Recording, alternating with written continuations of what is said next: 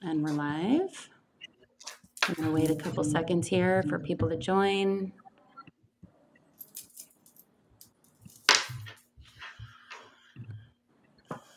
Hi, everyone. I'm sure people are still joining right now, but welcome. My name is Jill Harani, and I'm the VP of Marketing at Metazoa. Welcome to the Reset Button, where we chat with change makers and status quo takers in the Salesforce ecosystem about getting ahead, staying motivated, and moving forward.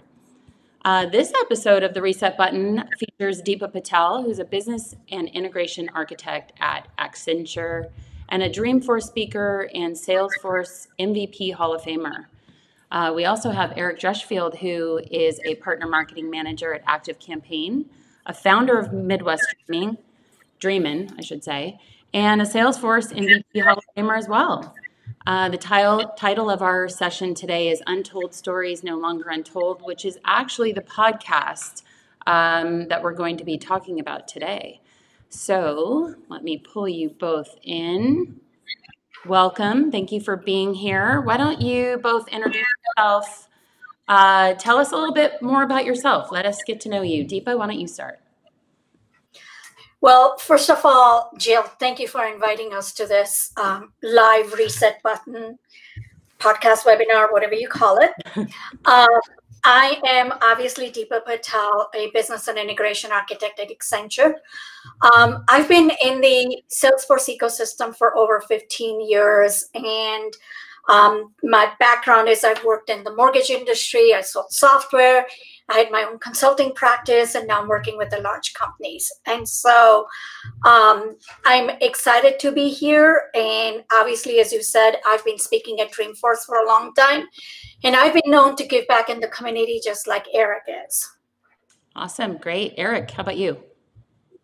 Yeah, so just like Deepa said, Jill, thanks for having me on here as well. I appreciate it. I have been in the Salesforce ecosystem about 12 years now, since 2009. It didn't take long for the community bug to bite me, and it bit pretty hard.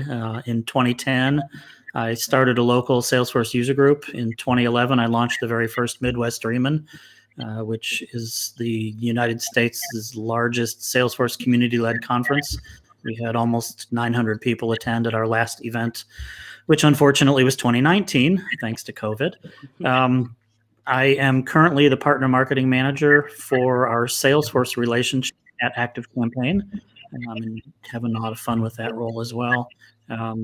I've spoken at Dreamforce just about every year since 2013, with maybe one or two exceptions. People kind of know me as like the connector or the Kevin Bacon of the Salesforce ecosystem. And as Deepa said, I do a lot of things to try to give back to the Salesforce community, but also to other organizations through events around Dreamforce as well, like Project Night I support with the thing everybody calls the bacon breakfast that I do every year at Dreamforce now. Yeah, and we'll get to that a little bit later too. So thank you both for the introduction. I've been privileged to know you both through the ecosystem, and I'm super excited to have you both here today. Eric, I think you and I met at Midwest Dream, and I feel like that was the first time I met you. I don't know how, but I got you and Dale to go out to dinner with me because you guys were so busy. And so I got you to come to dinner, got to know you a bit. So maybe you can talk a little bit. I mean, what's going on with Midwest Dreamin' as far as this year? Do you have any news to report to anybody that might be tuning in right now about Midwest Dreamin'? Yeah, so the latest, if anybody's been paying attention to our website, it now states postponed until further notice. We had scheduled some dates in 2021 that were in June, which we have obviously figured out are not going to happen because COVID is still a little too rampant and you can't get large gatherings together. So we are currently still discussing options for either later in the year or just totally waiting until 2022. We've also decided as a team that we don't want to do a virtual event because we feel like the best part about Midwest Dreamin' is that random collision in the hallway between sessions when you find somebody you didn't even know was there that you wanted to talk to. So and that's hard to replicate virtually, those things. So At the moment, unfortunately, I don't have a lot of details I can share other than stay tuned, and hopefully we'll have a solid announcement as to what's happening with Midwest Raymond within the next couple of weeks. All right. I am so excited to do stuff in person. I mean, like we're getting there, but I miss it so much. So Deepa, you and I met, I feel like Sridhar, our VP of Technical Services, introduced us, and I researched you and I was super impressed with your background and everything you do. And I had to make you a Metazoa VIP immediately.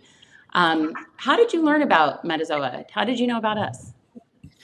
So Jill, the power of the MVP community, right? Like I met Sridhar when I had my own consulting practice, and I was working with clients where they had the challenge of moving their metadata from their sandboxes to the production environment. And so I was checking in with a few MVPs, and I'm like, do you guys know a great tool that can help me with this? And somebody posted like Metazoa. So I reached out to, Metazoa, and Sridhar is the one who answered, the call. And ever since then, we've become really let's just say we've become acquainted very well. He spent a lot of time helping me understand the tool and, really learning, how do I go and get all the flows and move them over, and, the lightning page layouts and move them over. And if I have code, how do I move the code over? And I was really impressed with the tool. It made it really, really, really easy to use it. And so, I've been excited to have that as part of my toolkit. And obviously with the larger consulting firms, they have, more larger tool base. But when you're either a small company or a mid-sized business, I do believe that Metazoa is the best tool especially if you're a solo admin. It is like the best tool for anyone who's a solo admin. Well, thank you. That's great. So before we jump into talking about your podcast, which is really why we're here, because I'm very interested, and I know a lot of people that are tuning in right now are very interested. You spoke a little bit, Eric, about Project Night Night. Why don't you talk to us a little bit about why that is so important to you? Sure. So I first got acquainted with Project Night Night back in 2013 at the first Salesforce MVP Summit. And that was a 2-day event where Salesforce invited all the MVPs from around the world to San Francisco for a couple days worth of meetings with project managers, product managers, executives at Salesforce, and of course, all the other MVPs that were able to make it. And part of that event was about an hour-long give back session with Project Night Night, where the co-founders of that organization came in and talked to us about the organization, told us what their mission was all about, which is basically helping homeless children feel that they have a sense of security. Homelessness is something that the kids don't cause. A lot of times it's not even actions that the parents did or didn't do that caused homelessness for their family. It's just something that happened to them through circumstance. And Project Night Night provides a stuffed animal, a book, a blanket, and a tote bag to carry all that around to these homeless kids, so that no matter where they call home for the night, they've got something they can call their own.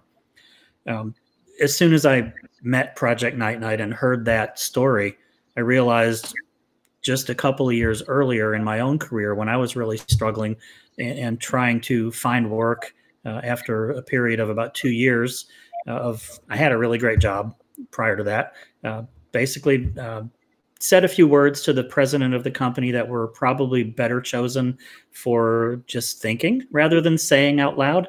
And 6 weeks later, I was out of a job. Uh-oh. So ultimately what that led to was about 2.5 years worth of me not having a real full-time job with steady income and all that. I mean, I went from a great salary to making $10 an hour, working part-time jobs. And the primary role I played at that point in time was unloading freight at a department store third shift. And I did that so my family would have health insurance. But what I realized when I met Project Night Night was during that time period, my family, my kids were that close close that all the way. I mean, literally that close to being homeless. I mean, I went 14 months during that time period without making a full mortgage payment. I'd send the mortgage company whatever I could when I had it, $50 one month, 100 another month, maybe 300 one month if I had a good month. But I never made a full payment over the course of 14 months. And for some reason, they didn't foreclose on me. I don't know why, but it's like I slipped through the cracks or something. But as soon as I met Project Night Night, it was like tugging on my heartstrings that could have been my kids, and I wouldn't want them to go through it. So I decided at that point in time, I need to make sure no other kids go through that same thing.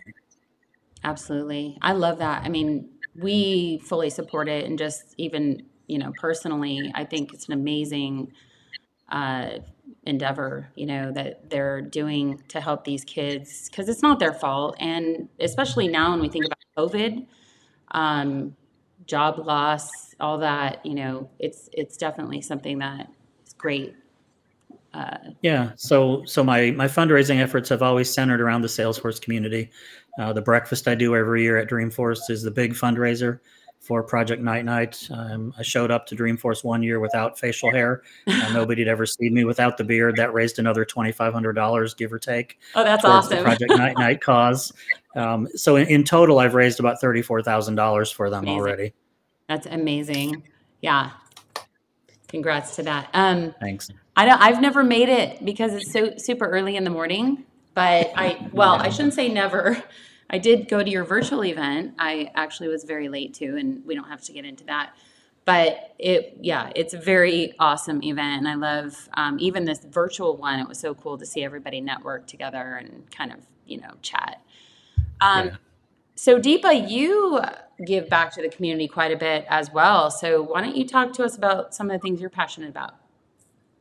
Well, my passion is driven in the same fashion that Eric did. I mean, it's amazing. I think the reason we connect so well because our life experiences have been very similar. So like I mentioned that I work for the mortgage industry. I sold software. I was making a 6-figure income.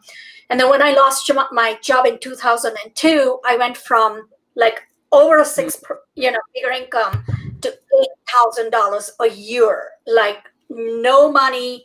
I could barely put food on my table. I was in California, and California has strict unemployment rules. And it's like, if you cannot even get an interview, then you don't qualify for unemployment anymore. So at the end of December of 2002, I'd run out of money, no unemployment, and I almost checked myself into a homeless shelter. And I ended up working at a grocery store just so that I can put like a little bit of food on my table and pay the little bit of the rent that I rented a room from someone else. Like I literally lost every single thing. And one of the things that I found when I was working at the grocery store, first of all, was extremely humbling. Mm-hmm. Really, really, really humbling. Like it was so great to see all the little kids in their, moms with their kids in their shopping carts, and they're smiling and waving, and I give them a sticker and they laugh. So first of all, that was my first humbling experience in my life. Mm-hmm. And then second of all, what ended up happening was I actually sat down and said, what am I doing with my life? Like, how did I get here? Where do I want to go? And so I used to live in Alameda, California, and there was a little bookstore there. And in the window was this book called In My Wildest Dreams by Gail Blanky. And she's an author, a self-help book author, and a coach. And I picked up the book and I started reading. And this book covers about the decisions we make in life and how they are tied to our beliefs as we were growing up. And it kind of talked about where do you want to go, who do you want to be, and work backwards. And so the first thing the book asked you to do is identify 3 things that are important to you. And so the 3 things that were important to me were basically being an entrepreneur, giving back to the community, and working on my arts, And so I kind of started building on that and working backwards, said, okay, how can I achieve all of those? So naturally, after losing the job, I was working at a law firm and filing, paperwork, and unlike Eric, I had lost my car.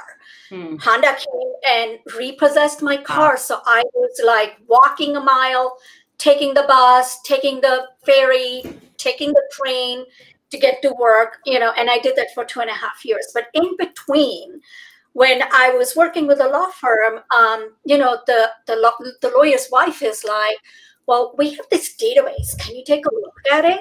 And I'm like, sure, and so I dug into it for a week and I'm like, do you know what this thing can do? And she's like, yeah, we bought it, but we're not using it. And what it was a, legal CRM database built on a file-based system.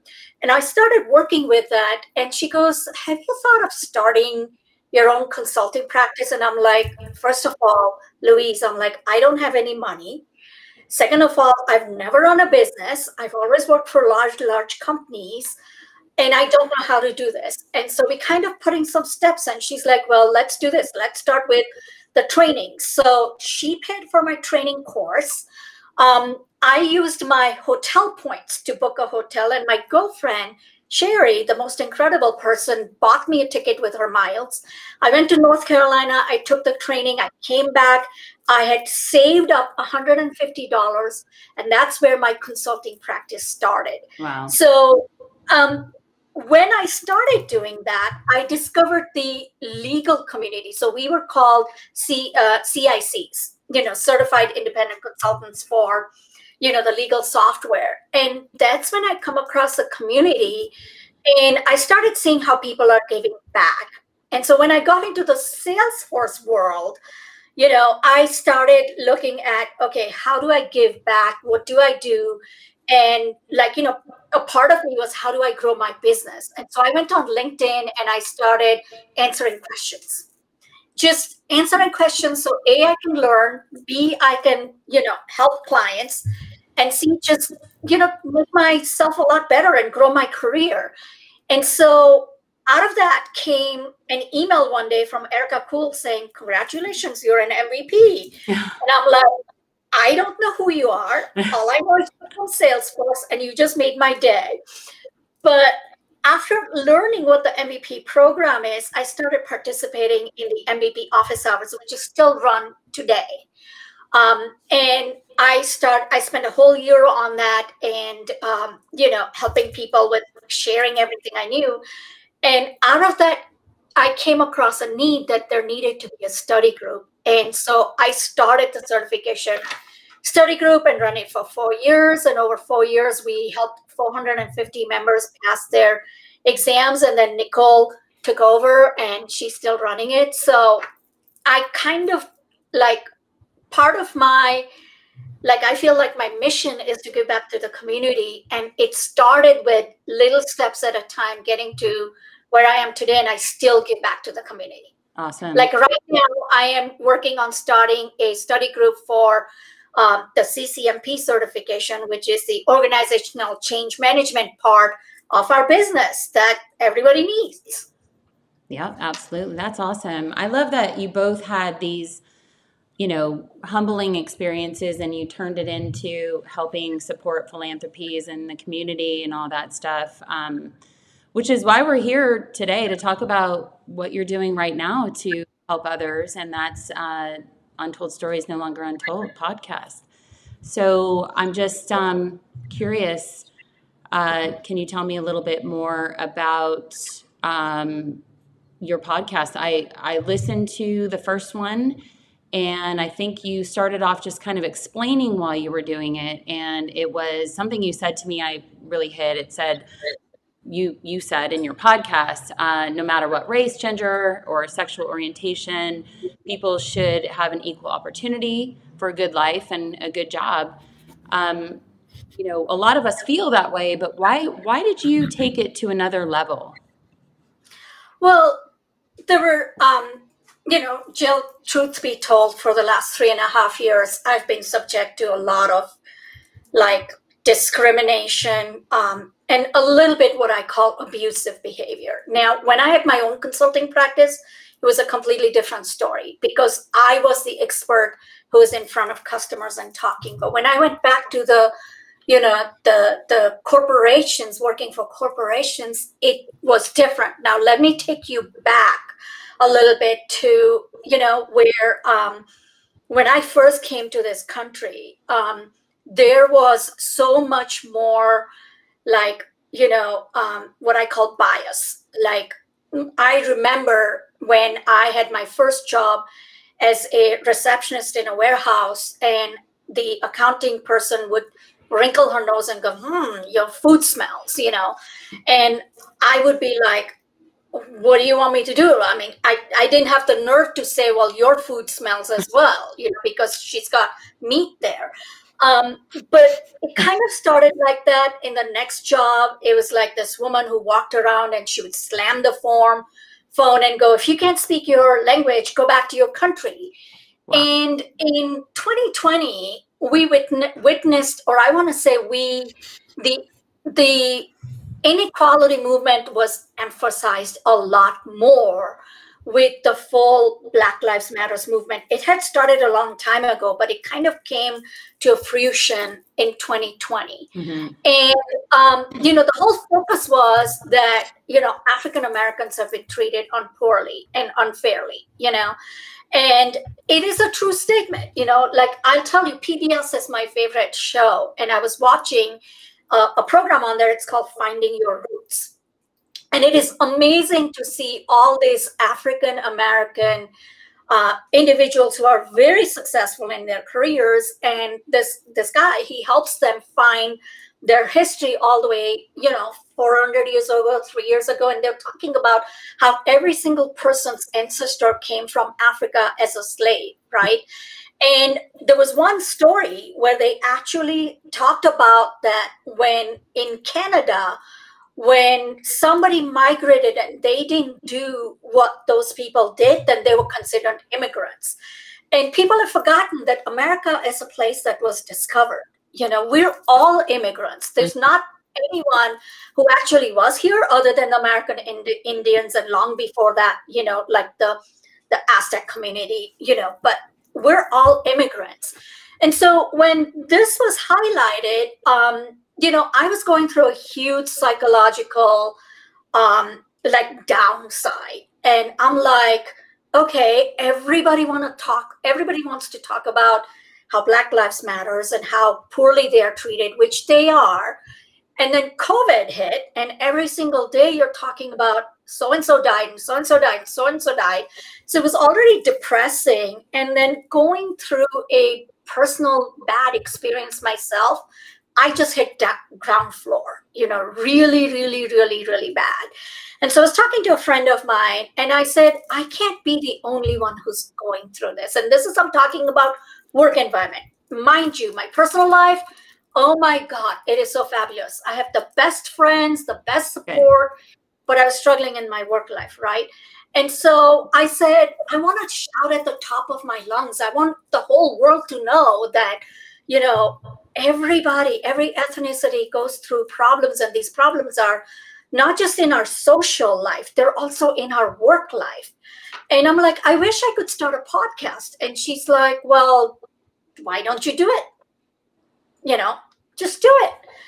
And so I'm like, okay, who can I reach out and how can I do this? And so I kind of reached out to Eric, and that was the beginning of Untold Stories No Longer. He was with me in 5 minutes. And the next day we had our Twitter handle, and I had our website, and we put our wheels in motion. It took us 7 months to get there, but here we are. That's awesome. So I can definitely see why you did this. I mean, I love it. You did something, you took something that happened to you and you turned it into something awesome like this. Eric, when Deepa came to you, why did you feel so compelled to jump on board and help her out? Well, I think for me, that's an easy question to answer, Jill. I think there's 3 things that really stood out in my mind in that 5-minute conversation that Deepa and I had before I said, yes, let's do this. first off, treating everybody equally, regardless of how they identify or what labels other people put on them, treating people with respect and dignity. It's simply the right thing to do. Everybody deserves that. Second, and probably more important for me at least, just like the reason I support Project Night Night, it's personal to me. I have a daughter who's a member of the LGBT community. She's been with the same partner for 6 or 7 years, give or take a little now. And her partner is now transitioning female to male. So not only, so that's multiple portions, I guess you could say, of the LGBT community that are part of my family. And then I also have a granddaughter who's in a mixed race relationship. So for me, I don't want any of my family members to be discriminated against because of how they look or how they love or who they love or whatever. I want everybody to get a fair chance and a fair shake at life and get what they deserve, whatever that is for them. And then I guess that's 2 of them. The third thing, I'm a white male in the technology industry, which puts me in the majority, unfortunately. But that gives me a certain level of privilege and a certain level of power. And I'm choosing to use that power and that privilege to benefit others who may have had to struggle to get where they are today, in hopes that we collectively can help get them to a better place so that they can improve their lives, so that their families can enjoy a better life, and so that everybody has a place to go and can get to where they deserve to be. And it may not quite be where they deserve to be or where they want to be, but it's getting closer. The problem is, I think society has kind of placed some artificial limitations on certain categories of people and their growth and their salary. And that's, simply put, that's wrong. And I just want to do something to help change that. That's I love that answer. It's perfect. Hands down, best answer ever. You both have like these amazing stories, and you're just taking all of this and putting it into something really positive. Have either of you done a podcast before? What is your experience with podcasts? Jill, I have to say, I've never set up a podcast before. I've participated in a few. I've been invited to talk, and I know Eric has been invited to talk as well. And so when we made the decision that we were going to start this podcast, I reached out to Alyssa Abi at Elements.cloud. I mean, the most incredibly wonderful woman I've met. She is so humble, so kind, so loving, and she shares, so I was like, how did you do this? And because I had participated on her podcast, I'd seen the tool that she was using. And so, we communicated back and forth, and she gave me, like she helped me out and say, here's who you need to reach out to. Here's what you need to do. This is where I hosted. And so I went and I looked at all those platforms and created an account for us. And so we started with that. And then I ended up getting the equipment that I need. Like, I have a really good microphone now, and I have a great, analog converter, because, when sound comes in, it comes in analog, and then you have to transform it into digital. And then I found 2 really, really great podcast editors who are helping us produce our podcast. So it was just like how we gave back, Alyssa gave back, and, it's sharing that got us up and running. That's great. How about you, Eric? Anything to add there? Yeah, I have, just like Deepa, I've been a guest on a lot of podcasts over my career. And I actually attempted to start a podcast with a couple others in the Salesforce ecosystem a couple of years ago. Obviously, since you were surprised to hear that, it was a bust. We all decided we were too busy to make it happen, and never really made it public. So I guess it wasn't terribly wrong, I suppose. We had a lot of the questions kind of figured out. We had a Twitter handle, we had a website being built, and none of us had the time to really make all of it happen. So we just sort of gave up on it. So when it came time to team up with Deepa, I left the technical stuff to her. She kind of already had the connection with Alyssa and was going down that path of figuring all that out. So I decided, I'm going to do the stuff that I do best, which is marketing and fundraising. I mean, through our connection with Midwest Raymond, I'm the one that handles all the sponsorships with Midwest Raymond as an event. I'm generally the person that's out there promoting the event and getting people to register for it. So it felt like that was my opportunity to help the podcast. And because of that and connections I have to companies like Metazoa and Form Assembly, those are just two of the companies that are sponsors of the podcast. And my connections to those two organizations both came out of my Midwest Raymond work originally. So, I think Deepa and I fit well together to cover everything that needs to happen on creating a podcast. Right. Eric, I also want to mention that we also have Advologics. Advologics is the legal CRM built on the Salesforce platform, which is where I started my career. Oh, okay. So we want to acknowledge them as well. Absolutely. Because they're also a great sponsor, and obviously Midwest Streaming is. And our wonderful, wonderful guy, Dylan, who built our website, he's our sponsor as well. So if we're going to talk about sponsors, I think it's a good idea to acknowledge all of them. Yeah. And Dylan's company is called Peachy Development. Oh, good. Yep. Little shout out to Dylan. Well, that's great. I mean, one of the things I love about the ecosystem is the fact that there's just such an amazing community of people that come together and help each other out. And this is a clear example of, people just kind of jumping in and helping get this off the ground. So I'm sure your goal is, to have people hear these stories, learn from them, and maybe make some changes in their own organizations. Is that what your goal is with this, to have the stories be told and people learn from them?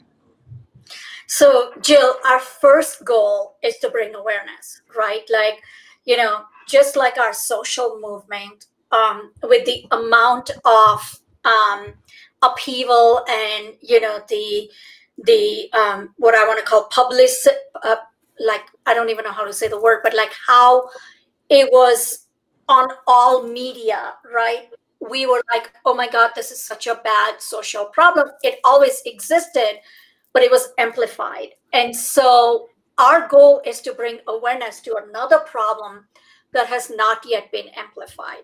But at the same time, we also have a goal where we want people to not only come and talk about their challenges, but what did it take to overcome there? Because we want to create a learning opportunity for everybody. Like, if I'm in a certain situation, how did I get myself out of it? And if I tell both sides of the story, then maybe somebody else who is in that same situation as I am, they can say, oh my God, yeah, I didn't think of that. And maybe I can try that, or I can figure out how can I do research to reach out to someone who can help, right? So our goal is like to A, bring awareness, and then B, to help people, give them ideas to say, how do I overcome being in this situation, right? Because if we don't do this, nothing's gonna change. When I was talking to my friend, the first thing she said is, if the women, had not thought about, putting themselves out there and talking about what happened to them in the Harvey Weinstein case, he would not have been jailed, and he would still be abusing women. But somebody picked up the courage and say, I am going to stand up for myself, and I'm going to make sure that change happens, right? I mean, we labeled it as a Me Too movement. To me, it's not a Me Too movement. To me, it's like, this is a real problem that exists in the corporate world.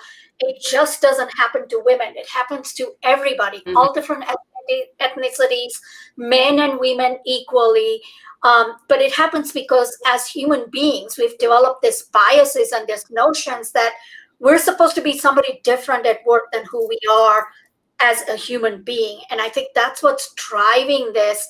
And I want to say, like, having been here 34 years, like in the 80s, when the whole .com boom movement started, like, I can be a millionaire overnight, our culture changed. Our culture is no longer about being promotions based on merit. Now it's all about who do you know and how quickly can I make money. And if I have to trample over somebody, I'm happy to do that. And in the process, we are hurting all of us, each other. So our objective is to like tell these stories and say, okay, how did I overcome these challenges, and talk to experts and say, if somebody was in this situation, what kind of advice would you have? And one of the things that I'm passionate about, Jill, now is as I talk about organizational change management, it's like I would love to bring guests and talk to different people about how do we go on about encouraging companies to figure out where the problems exist, how they exist, and how do we do that culture shift? How do we go back to where it was about merit system and we respected each other at work, and we, it wasn't just about like winning at all costs. And so for us, it's awareness and trying to bring a change and see if we can help everybody else get some tools and talk to different people and say, how do I do this? Right. Eric, anything to add there? Yeah. I think the one thing that needs pointed out is this is bigger than the Salesforce ecosystem. Right. That ecosystem just happens to be where we're all working. So that's where we're starting the focus on this. And we really hope that through this greater awareness, we can push it outside the Salesforce ecosystem, get other people involved, get other experts involved from outside this ecosystem to continue to grow the awareness of this problem. Because just like Deepa said, without the awareness out there, nothing's going to change. Right. Absolutely. As you're talking, I'm sitting here thinking about all the stuff that I've experienced in my own life. Things that I've dealt with in the workplace. Never had anything like this. Never had, open conversation. Never had to, see. I wasn't able to get support and wasn't able to see people, being educated on what they're doing wrong. It was just, that's how it was. So I would imagine, it must be difficult for you both to get people to come and tell their story, because it's a new thing to kind of stand up and put yourself out there and be vulnerable and say, this happened to me. These are the things that I had to deal with. So how do you get people to come and speak and talk to you about these stories?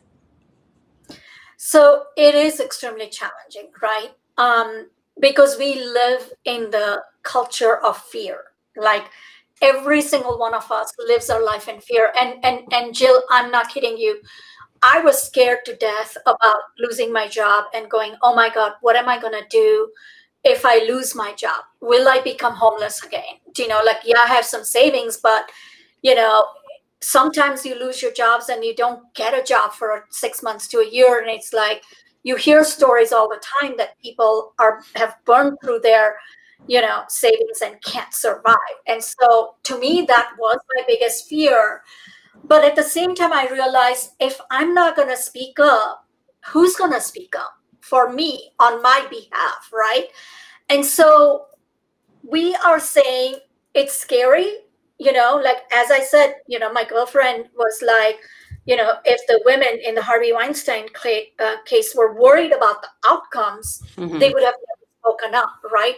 So it's like we want to encourage people to say, don't worry about the outcome. Like one of the best things about our platform is you can stay completely anonymous. You don't have to disclose who you are. You don't have to disclose anybody, but yet come and share your story and say, this is what happened and this is how I overcame it. Goal being like, okay, what are all the different trends and different, similarities that we're seeing in everybody's stories and experiences, and how do we bring about change for it? So, it is difficult, but we're really hoping with the level of awareness that we are bringing and the way we are talking about this, and Eric, I'm sure you can back me up, the people will at some point say, you know what? Yeah, I'm okay. I'm okay to come and share my story and not have to worry about revealing my identity or anybody's identity, but still trying and make a difference. It has to come from my heart, and you have to say, I want to make a difference because I've gone through this. I understand the pain, and I don't want somebody else to go through this. And that's what it's going to take. And I don't think this is going to happen right away, Jill, the change that we want. I mean, I keep telling Eric, like, if I can even make 0.01% difference, I'm great. Even if we bring awareness and it takes a long time to get change, it's great. But, like President Obama said, like, the African slavery, the suppression, the repression that's been coming along, it's been going on for 400 years and nothing has changed. And so it's like, it's going to take some time, but we want to encourage everyone to say, speak up, come, tell your stories, share your experiences. The best part is let the world know how you overcame your challenges. That in itself ends up becoming an extremely inspiring story. Eric, do you want to add to it? Right. Yeah, we have two podcasts live right now. One is Deepa and I just explaining the reason why we started the podcast. The second one is a conversation with a good friend of mine, Trevor Jenkins, who I met at Active Campaign when he was their DEI manager. He's since moved to a different company. But the third story that Deepa and I just recorded this past weekend, that's still in the editing phase, is the very first one of our anonymously told stories. So I think when that one becomes live and people have a chance to hear that, it's Deepa and I reading the story of this individual and then taking breaks in between and talking about the various points of the story. I think when the listeners hear that and see and understand what we're doing and how we're bringing out the relevant points of that particular individual's story, that's when things are going to hit closer to home for them. And they're going to realize, you know what, I had something similar happen to me. Maybe I should go to the website, submit my story, and let them tell it and help bring greater awareness. I was going to say, sorry, go ahead, Deepa. Eric, didn't you recently meet someone who said that they were really happy that we're doing this and it's not just talk and that we're trying to get some action taken? Yep. Absolutely did. He just sent me a text yesterday saying, I just talked to someone, they listened to both the podcasts, and like they're extremely grateful that we're taking some action versus just talking about it. Right. And I have to say, it's probably very therapeutic for people to tell the story. And, just to kind of put a little emphasis on your format, you get the stories and then you read them. So it's not the person and their voice unless they want to be on live. Is that how it works? Right. That's right. All right. Well, they're welcome to come and tell their stories. Right. We're just like, we're saying, if you want to reveal who you are, we're fine, but we're not bringing them on as experts. We're like, we want to make sure we have, like HR people and, like Trevor Jenkins, DE&I expert, like experts are in a different category, and those are our guest speakers, but our storytellers come in two forms. One is like, if you want to reveal who you are, we're fine. The only condition is you will never expose anybody else's names. Like, you can tell your story without mentioning any particular person or any particular company, right? And obviously we have completely anonymous, like this individual did when we got our first story. Well, I'm excited to hear that when it's live, and just looked at the time. We have a couple of minutes left. So before we end this, any last statements that you want to make, any feelings that you want to share before we end this? I think I would just simply like to thank you, Jill and Metazoa, again for the opportunity just to get on here with you and talk about it, because your audience is going to be bigger than ours probably, or touch some different people. And so by us simply sharing this with you, the problem, the solution, hopefully, is being broadcast to a wider audience and more people are going to know. That's right. Yes. So thanks. Thank you. Yeah. on. And we're so grateful for allowing us to come onto the show and, talk about this. I mean, like, your sponsorship means a lot to us. And as I said, if we can even make a 0.1% difference or 0.01% difference in this world, I feel like we would have accomplished what we set out to do. Excellent. Well, thank you both so much for being on here with me on the Reset Button. And I wish you the best of luck. I can't wait to see what's going to happen. I know you're going to make a huge difference. So just to close, don't miss our next episode on March 30th at 10 a.m. Pacific time, where we talk to Emma BF. I'm super excited about this. She's going to talk on the topic, how to take your admin career to the next level. So see you next time on the Reset Button. Bye. Bye, everyone. Thank you. Bye.